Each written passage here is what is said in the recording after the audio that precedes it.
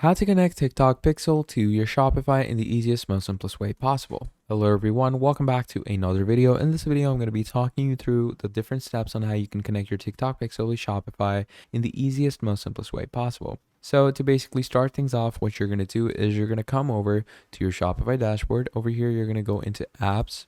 And once you go into apps, you're going to go on all recommended apps and go into the Shopify App Store from here. Now, once you go into the Shopify App Store, over here, what you're going to do is you're going to go on search apps. And in search apps, you're going to go and write TikTok. Now, once you write TikTok, you're going to open up the TikTok. And over here, you're going to get TikTok and Pixel TikTok. Okay, so you're also going to get TikTok Pixel over here. So just go ahead and once you open it up, you're going to install it.